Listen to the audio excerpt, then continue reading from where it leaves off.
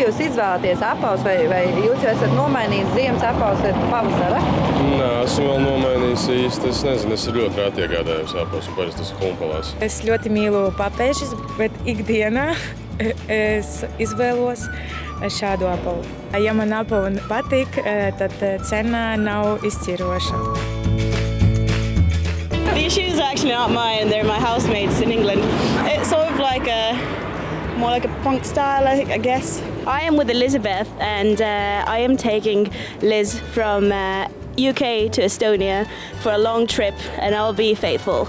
Pašlaik ir aktuāli, cik es tā sapratu un redzu, tāda diezgan 2–4 centimetri tāda platformiņa, gan sporta apaviem, gan parastajiem apaviem, teiksim, man tas arī patīk.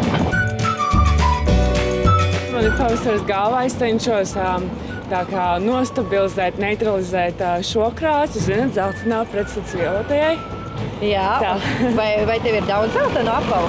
Nē, viena. Man zeltaina krāsa agrāk nepatika, bet tagad kaut kā esmu viņu sadraudzējusies. Krāsains kurpes ir lietēm laika nedraudzējis. Tā kā šodien ir saulains laiks, es tam pieskaņoju zeltains apavus. Pēc kādiem apsvērumiem jūs izvēlaties savus apavus? Pēc laika apstākļiem. Pašlaik ļoti svārstīgs laiks, vai ne? Un tad es atradu pa piemērotu šitos te melos uzvilkt. Lai būtu stiprības kvalitāte, lai nav lupats pēc 10 kilometru gājienu.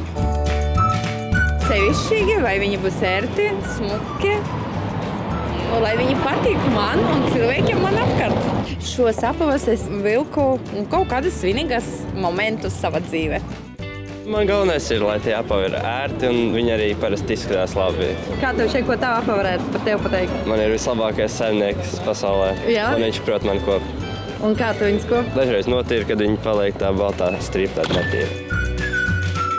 Pavasara apēta, tā kā es pārvietojos riteni, tās pārsvarā ir kediņas. Un laiviņas gan vēl neesmu uzvilkusi, liekas, kad vēl ir tomēr pa vēsu. Tie man mīļākie apavu kēdes, tādi tie man ir vismaz kādi 6–7 pāri. Protams, kad ir ko kopt. Un ar riteni braucot, tad varbūt arī tā nesmērē, jā. Она должна быть яркой, удобной, и красивой. Мягкая кожа, удобная, чтобы по ноге было, чтобы можно было ходить много. Я люблю много ходить, поэтому мне очень важно, чтобы обувь была удобная. Моя обувь такая же яркая, как я.